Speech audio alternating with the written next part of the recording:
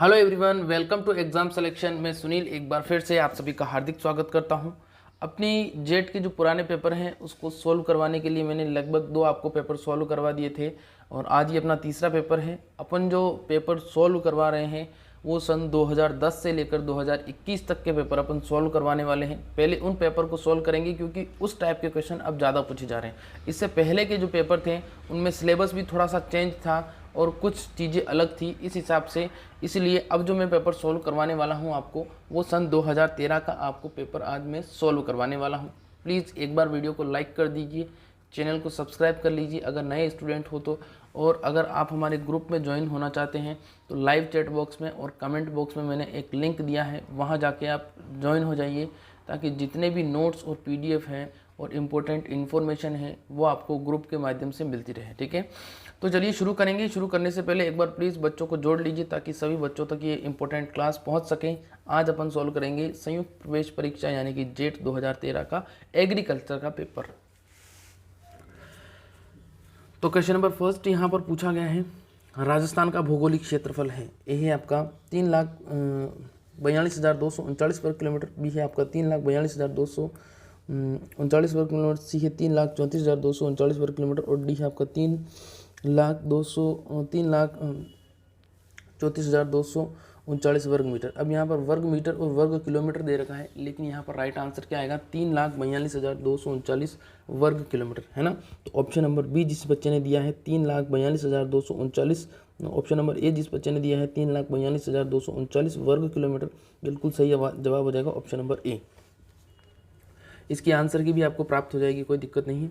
अगला यहाँ पर प्रश्न पूछा गया है कि बेर के प्रवर्धन की व्यावसायिक विधि कौन सी होगी। ए है आपका रिंग कलिकाएं, बी है आपका ग्राफ्टिंग, सी है आपका लेयरिंग और डी है आपका जीवा ग्राफ्टिंग, है ना, या टंग ग्राफ्टिंग भी इसको बोलते हैं। तो बेर के बारे में मैंने पहले बताया था आप लोगों को कि बेर के अंदर करते हैं रिंग बडिंग, तो बेर से हो जाएगा आपका बेरिंग। तो इस प्रकार से याद कर लेना, ठीक है। बेर के अंदर करते हैं रिंग बडिंग, ठीक है, बेर के अंदर रिंग बडिंग की जाती है। आगे बात समझ में, आगे बात करते हैं अपन। क्वेश्चन नंबर तीसरा यहाँ पर पूछा गया है, गोवंश की कौन सी नस्ल द्विप्रयोजनी या ड्यूअल पर्पज है। ए है आपका हरियाणा, बी है थार पारकर, सी है गिर और डी है आपका ए और बी दोनों। गोवंश की कौन सी नस्ल ड्यूअल पर्पज यानी कि द्विप्रयोजनी, जिसमें अच्छी खेती करने के भी गुण होते हैं और इसी के साथ साथ दूध उत्पादन भी अच्छा देती है। बिल्कुल जिन बच्चों ने यहाँ पर जवाब दिया है ऑप्शन नंबर डी, बिल्कुल सबका सही जवाब है। थार पारकर और हरियाणवी दोनों ही नस्लें ऐसी होती हैं जिनको द्विप्रयोजनी में या ड्यूअल पर्पज में गिना जाता है। ठीक है, आगे बात करते हैं। क्वेश्चन नंबर 4 यहाँ पर दिया गया है, क्वेश्चन थोड़ा टफ हो सकता है बेटा। यहाँ पर दिया गया है लवणीय मृदाओं की होती है। अब लवणीय मृदाओं के अंदर ऑप्शन दे रखा है यहाँ पर ए, बी, सी और डी। आपको ऑप्शन को पढ़ना है और फिर आंसर देना है। क्वेश्चन नंबर 4 की बात हो रही है बेटा। यहाँ पर क्वेश्चन नंबर 4 में यहाँ पर पूछा गया है जो लवणीय मृदाएं होती हैं उनके जो प्रॉपर्टीज़ होती हैं उसके बारे में डिस्कस किया गया है। यहाँ पर मैं सीधा सीधा आप लोगों को आंसर बता देता हूँ। जो लवणीय मृदाएं जो होती हैं उनकी विद्युत चालकता जो होती है वो 4 मिलीमोह से अधिक होती है ना। ये अधिक का निशान होता है, ये कम का निशान होता है। फिर उसके बाद में उसके पीएच की बात करें तो उसका जो पीएच होता है वो 8.5 से अधिक होता है। फिर बात करते हैं अपन उसके अंदर जो ईएसपी होती है वो ईएसपी 15 से कम होती है। तो इसका आंसर हो जाएगा ऑप्शन नंबर डी वाला। ठीक है, जिन बच्चों ने यहाँ पर डी जवाब दिया है बिल्कुल सबका सही जवाब है बेटा। आगे हम बात करते हैं क्वेश्चन नंबर 5 की। क्वेश्चन नंबर 5 बहुत बार रिपीट हुआ है बेटा। पूछा गया है दुर्गापुरा मधु किस फसल की उन्नत किस्म है। ए है खरबूजा, बी है तरबूज, सी है खीरा और डी है ककड़ी। जवाब देना है, दुर्गापुरा मधु किस फसल की उन्नत किस्म है। बिल्कुल यहाँ पर बात करते हैं दुर्गापुरा मधु की, तो दुर्गापुरा मधु किसकी हो जाएगी। बिल्कुल जिन बच्चों ने यहाँ पर खरबूजा जवाब दिया है सभी का सही जवाब है। जिन किस्मों में मधु आता है शब्द वो सभी की सभी किसकी होती है, वो सारी की सारी आपकी खरबूजा की होती है। लेकिन सिर्फ और सिर्फ मधु अगर पूछता है तो सिर्फ और सिर्फ मधु वेराइटी जो है वो आपकी तरबूज की है। ध्यान रखना किसकी हो जाएगी, तरबूज की वेराइटी हो जाएगी। आगे हम बात करते हैं। अगला यहाँ पर क्वेश्चन नंबर 6 पूछा गया है कोटा और बूंदी। प्रश्न पूछा है कोटा और बूंदी जिलों का अधिकांश हिस्सा राजस्थान के किस जलवायु क्षेत्र या किस जलवायु खंड या किस एग्रो क्लाइमेटिक जोन में आता है। ए है आपका आर्द्र दक्षिणी मैदानी क्षेत्र, बी है आपका आर्द्र दक्षिणी पूर्वी मैदानी क्षेत्र, सी है आपका अर्ध आर्द्र दक्षिणी मैदानी क्षेत्र और डी है आपका बाढ़ग्रस्त क्षेत्र।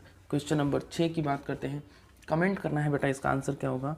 बिल्कुल यहाँ पर अपन बात करते हैं राइट आंसर की, तो कोटा और बूंदी जो है उनका अधिकांश जिला आता है आर्द्र दक्षिणी पूर्वी मैदानी क्षेत्र के अंदर। जिन बच्चों ने 2 जवाब दिया है बिल्कुल सबका सही जवाब है आर्द्र दक्षिणी पूर्वी मैदानी क्षेत्र।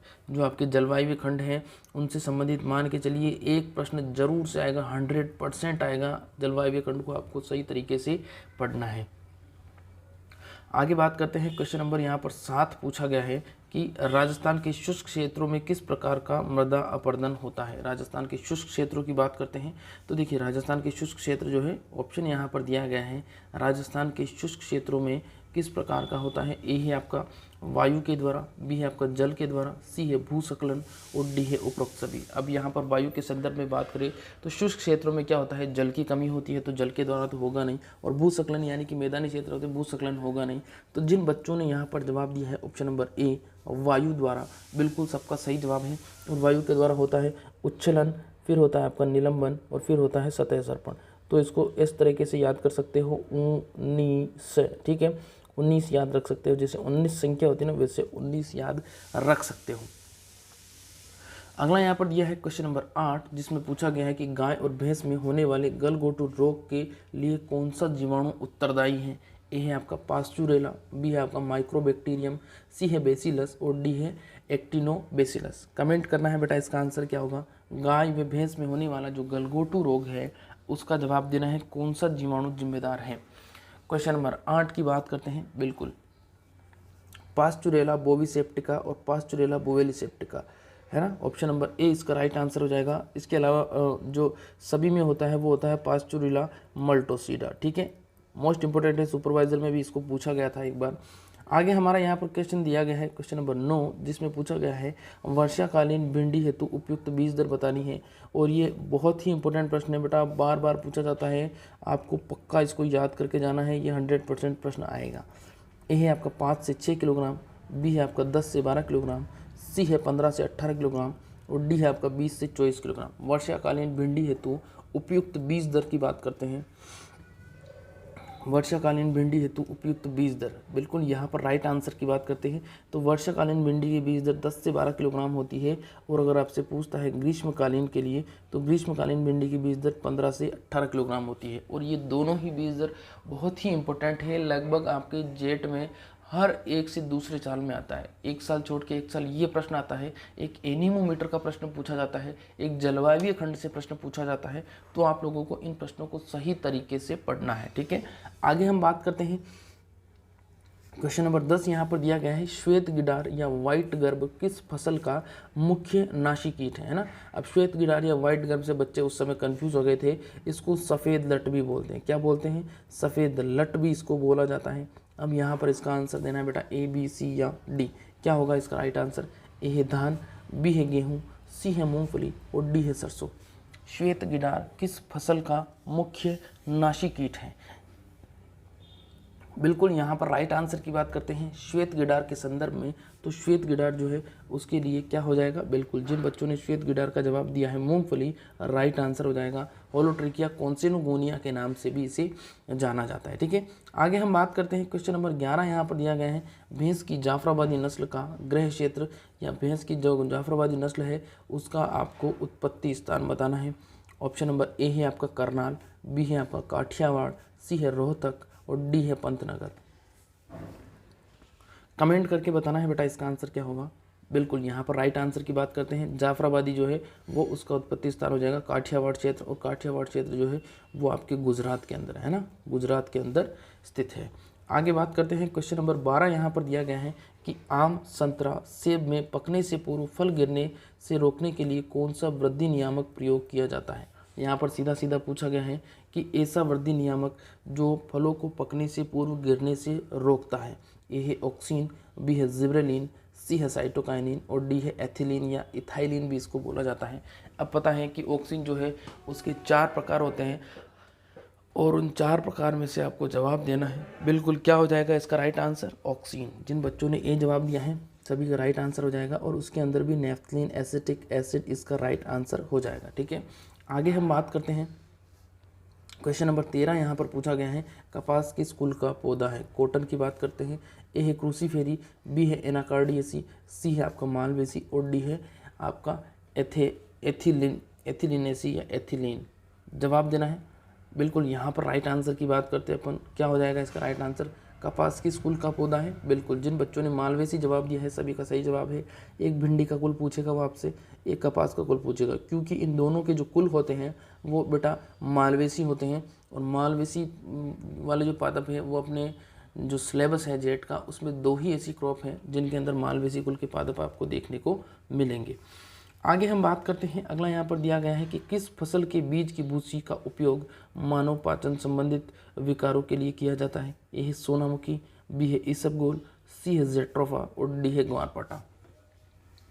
किस फसल के बीज की भूसी? बिल्कुल यहाँ पर सबको पता है किसकी बीज की भूसी? सफ़ेद रंग की भूसी होती है इसबगोल की, है ना, इसबगोल की होती है। बिल्कुल राइट आंसर इसबगोल हो जाएगा। इसबगोल का एक तो बोटेनिकल नाम और एक इसकी फैमिली बेटा जरूर से देख के जाना, और एक इसकी बीज दर, इसबगोल की बीज दर भी जरूर से देख के जाना है आप लोगों को। आगे बात करते हैं, क्वेश्चन नंबर 15 यहाँ पर पूछा गया है,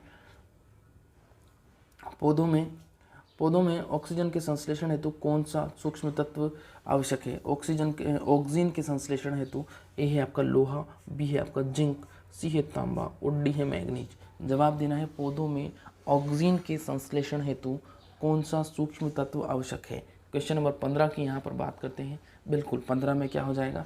बच्चे जवाब देते हैं जिंक। जिन बच्चों ने जिंक जवाब दिया है सभी का सही जवाब है, ठीक है। जिंक जो है वो ऑक्सीजन संश्लेषण में महत्वपूर्ण भूमिका निभाता है।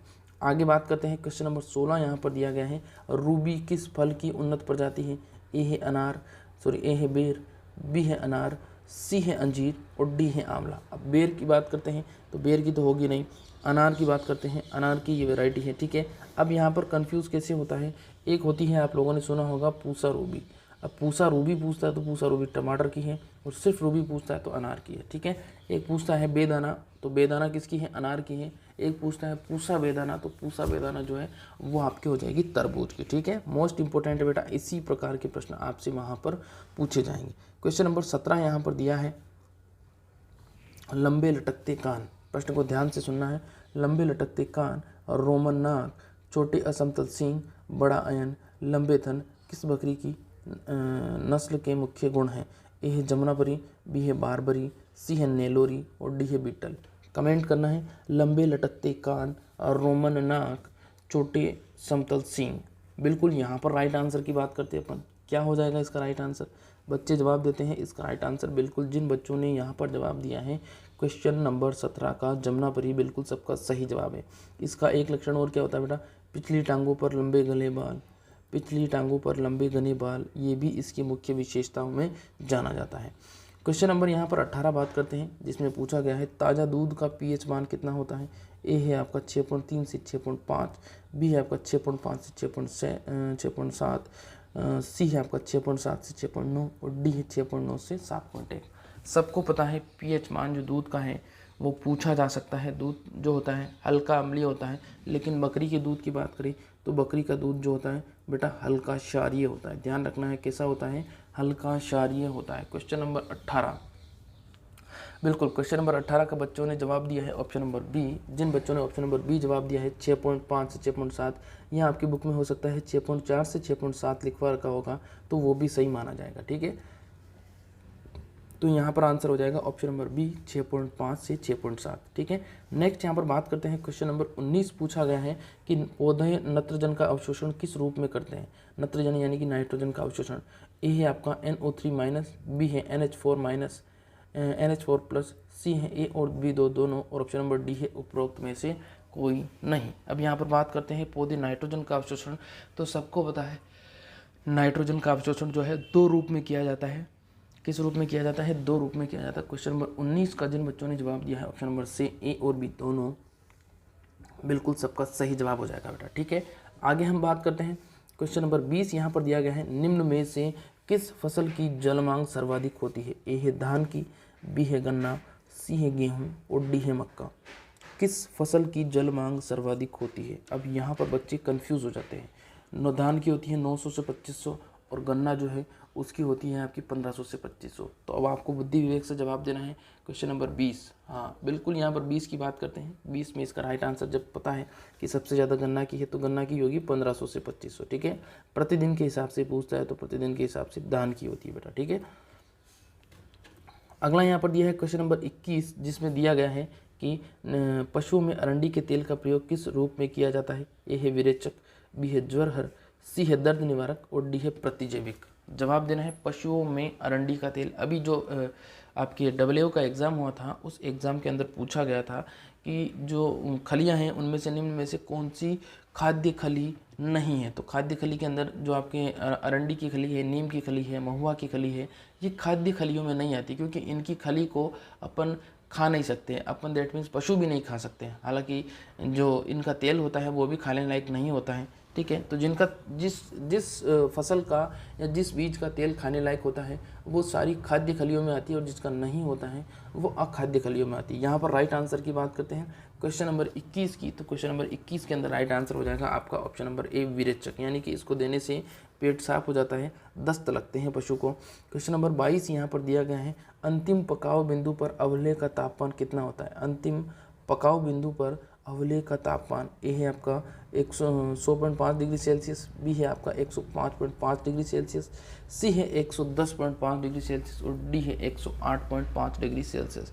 अंतिम पकाव बिंदु या अंतिम बिंदु यहाँ पर अवलेह यानी कि जेली का पूछ रहा है ना, जेली का पूछ रहा है। अब जेली के संदर्भ में अपन बात करते हैं क्वेश्चन नंबर 22 में, सबको पता है 105 के समथिंग होता है, तो ऑप्शन नंबर बी इसका राइट आंसर हो जाएगा 105.5 डिग्री सेल्सियस, ठीक है। नेक्स्ट यहाँ पर बात करते हैं बेर के अंदर पूछा गया है, बेर में प्रूनिंग या काट छांट का उपयुक्त समय।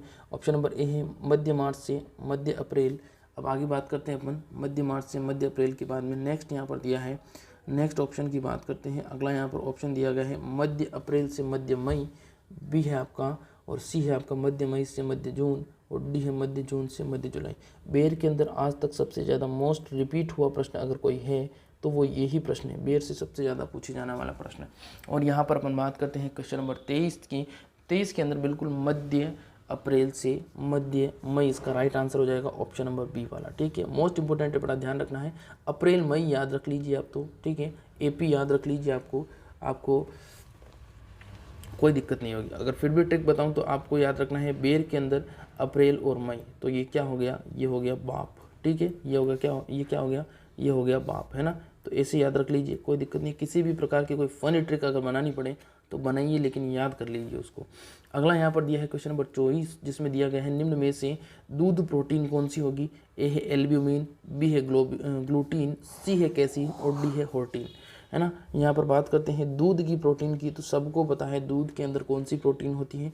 दूध के अंदर होती है आपकी केसिन प्रोटीन, ठीक है, जिसके कारण दूध का रंग जो होता है वो कैसा होता है, दूध के अंदर सफ़ेद रंग होता है और लगभग 80% यही प्रोटीन पाई जाती है। अगला यहाँ पर क्वेश्चन नंबर 25 दिया गया है, जिसमें दिया गया है जीवन वृत्त के आधार पर बथुआ चिनोपोडियम एल्बम किस प्रकार का पौधा है। ए है 1 वर्षीय, बी है द्विवर्षीय, सी है बहुवर्षीय और डी है आपका कोई नहीं। जीवन चक्र या जीवन व्रत एक ही बात है, कमेंट करना है बेटा इसका आंसर क्या होगा। बिल्कुल यहाँ पर राइट आंसर की बात करते हैं तो जीवन चक्र के आधार पर चिनोपोडियम एल्बम, जिसको बथुआ के नाम से जाना जाता है।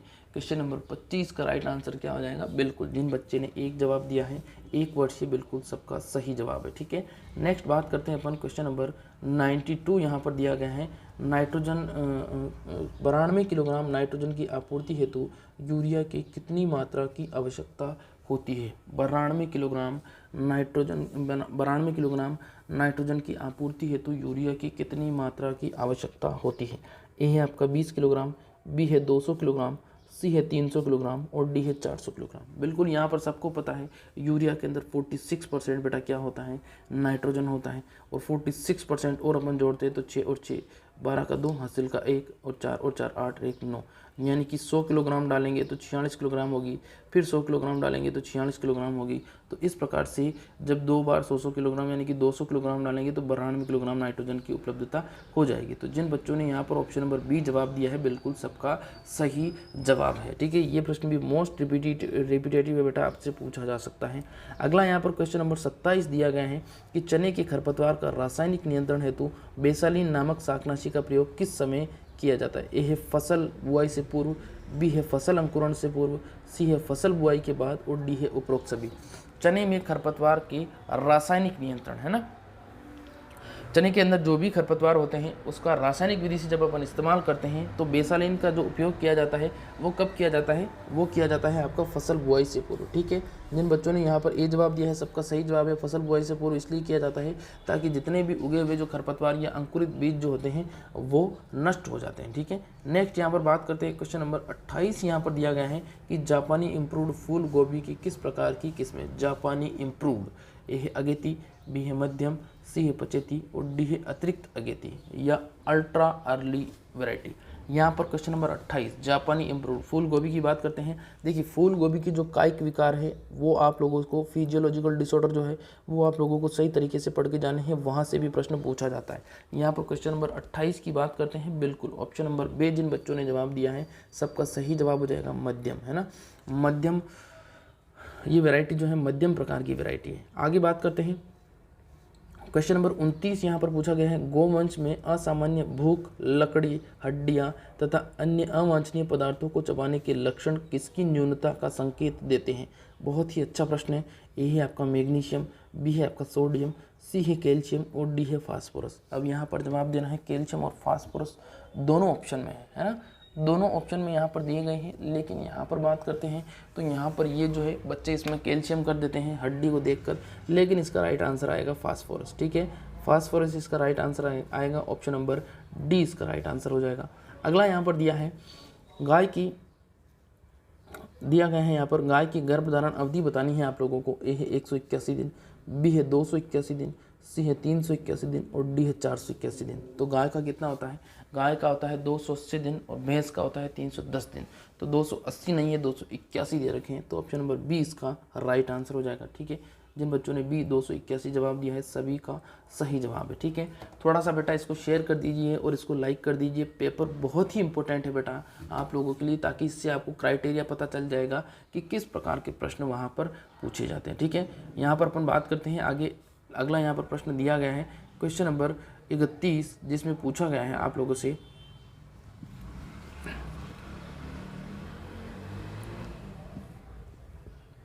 गन्ने की बुआई हेतु प्रयोग में लाए जाने वाले टुकड़ों पर कितनी आँखें या कलिका होनी चाहिए? ए है आपका 1, बी है आपका 2, सी है आपका 3 और डी है आपका 5।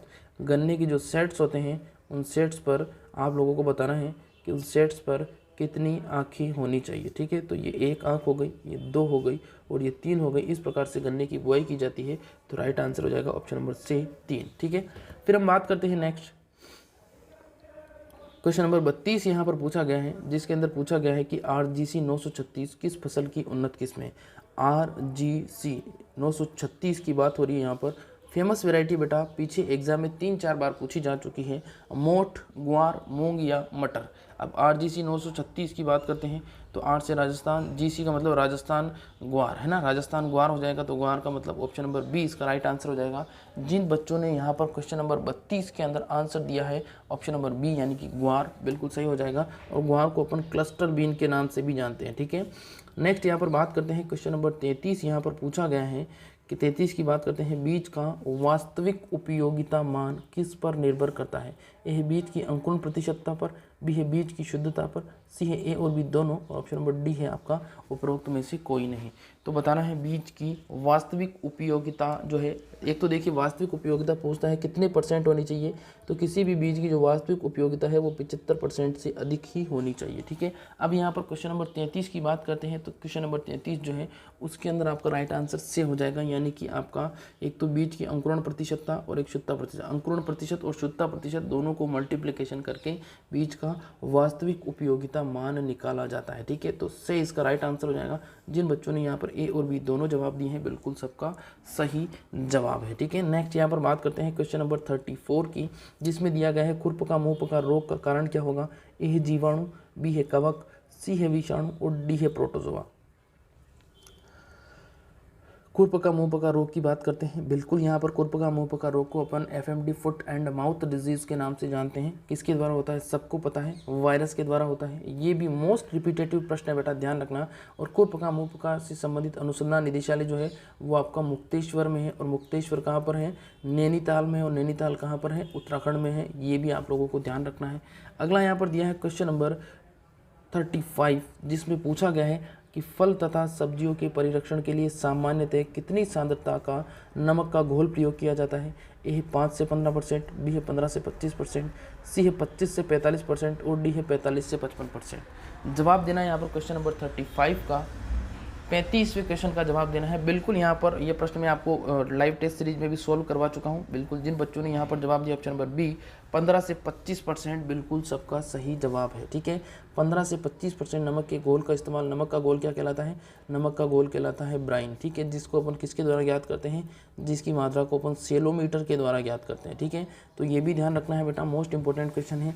आगे अपन बात करते हैं सिरप की। तो सिरप जो होता है बेटा उसमें लगभग 65% मात्रा और चीनी का घोल जो होता है वो सिरप कहलाता है। ठीक है, अब यहाँ पर अगला प्रश्न जो है वो आप लोगों को कुछ दिखाई नहीं दे रहा होगा, है ना, लेकिन यहाँ पर प्रश्न पूछा गया है कि ऐसी कौन सी फसल है जिससे तेल भी प्राप्त होता है और जिससे रेशा भी प्राप्त होता है? कमेंट करना है। जिससे तेल और रेशा दोनों प्राप्त होते हैं। ए है आपका तारामीरा, बी है आपका अलसी, सी है आपका मसूर और डी है मूंगफली। अब देखिए मसूर जो है वो इसका राइट आंसर नहीं होगा। मसूर को लेंस एस्कुलेंटा के नाम से जाना जाता है। और यहाँ पर अगर अपन राइट आंसर की बात करें तो पीछे जेट 2020 में भी ये प्रश्न आया था आपके। अलसी जो है उससे तेल और रेशा दोनों ही प्राप्त होते हैं। ठीक है, नेक्स्ट बात करते हैं क्वेश्चन नंबर 26 की, जिसमें पूछा गया है गोवंश में अत्यधिक ज्वर तथा खूनी दस्त किस रोग के लक्षण है? ए है रिंडरपेस्ट, बी है खुरपका मुंहपका, सी है एंथ्रेक्स और डी है ब्लैक क्वार्टर। अब यहाँ पर देख तो एक तो ज्वर है, एक खूनी दस्त भी आ रही है ना। तो अब ये ज्वर तो लगभग सब में होता है लेकिन खूनी दस्त साथ में नहीं होती है। तो ज्वर और खूनी दस्त का जो कॉम्बिनेशन है वो इनमें से किस रोग का लक्षण है? क्वेश्चन नंबर 37 की बात करते हैं। बिल्कुल यहाँ पर बच्चे देते हैं पशु प्लेग या रिंडरपेस्ट, है ना। तो जो रिंडरपेस्ट है इसको अपन पशु प्लेग के नाम से भी जानते हैं। ये किसके द्वारा होता है? बिल्कुल ये वायरस के द्वारा होने वाला रोग है। बात करते हैं पशु प्लेग उन्मूलन योजना 1954 में, लेकिन पशु प्लेग से मुक्त भारत कब हुआ? सन 2011 में मुक्त हुआ था। ये तीनों की तीनों जो चीज़ें हैं, एक चीज़ नंबर 1, चीज़ नंबर 2 और मिट्टी चीज़ नंबर 3, ये तीनों की तीनों मोस्ट इंपॉर्टेंट चीज़ें बेटा ध्यान रखनी है। ठीक है, आगे अपन क्वेश्चन नंबर 38 की बात करते हैं। यहाँ पर दिया गया है कि CRI अवस्था किस फसल से संबंधित है। अब बहुत बार क्या होता है बच्चे इस वर्ड को देख के घबरा जाते हैं। यहाँ पर दिया है C, फिर दिया है I, फिर दिया है R। तो CRI का मतलब तो सर मुझे पता था, लेकिन मैं इन वर्ड को देख के कंफ्यूज हो गया। तो जिस वर्ड का मतलब पता नहीं चलता इंग्लिश में देख लिया करो। भले ही आप हिंदी मीडियम के स्टूडेंट हो, लेकिन आपको जो प्रश्न समझ में नहीं आता है उसको इंग्लिश में एक बार ज़रूर से देखें, क्या पता इंग्लिश से थोड़ा सा हिंट मिल जाए आपको। ठीक है, तो ये पेपर करने के कुछ फंडे हैं जो मैं इन दिनों में आपको बताता रहूँगा, इसलिए आप पेपर को पूरा सोल्व करते रहिएगा। ठीक है, यहाँ पर बात करते हैं अपन CRI अवस्था की। तो CRI अवस्था जो है गेहूँ के अंदर आती है, 21 दिन पर आती है। इसको शीर्ष जड़ फुटान अवस्था के नाम से भी जाना जाता है। ठीक है, आगे बात करते हैं गेहूं का बेटा एक जलमांग पढ़ लेना इसकी, है ना। जलमांग 450 से 650 mm होती है जलमांग, और कुल जो है 6 सिंचाइयों की आवश्यकता होती है।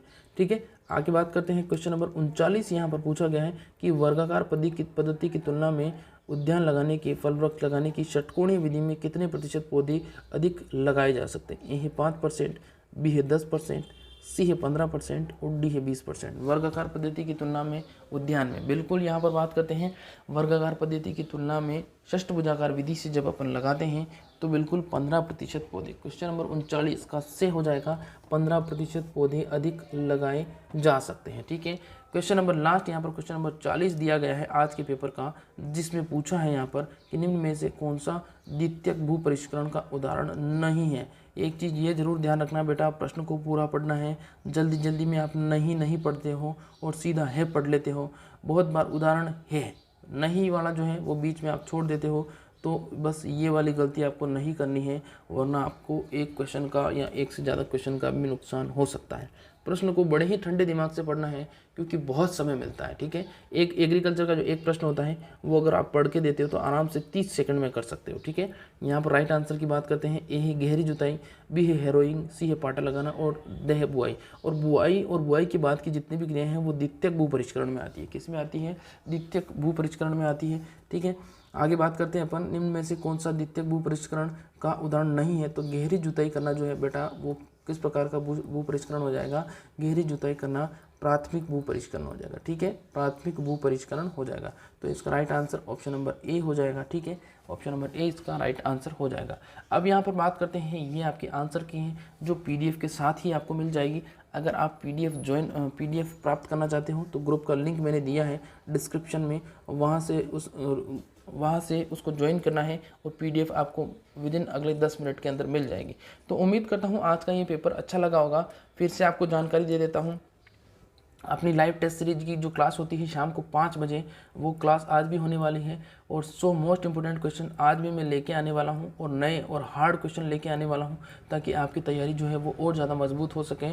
और ठीक 9:15 बजे अपनी जो बायोलॉजी की क्लास होती है जिसके अंदर अपन बायोलॉजी के MCQ सॉल्व करते हैं मोस्ट इंपोर्टेंट, वो भी मैं लेके आने वाला हूँ।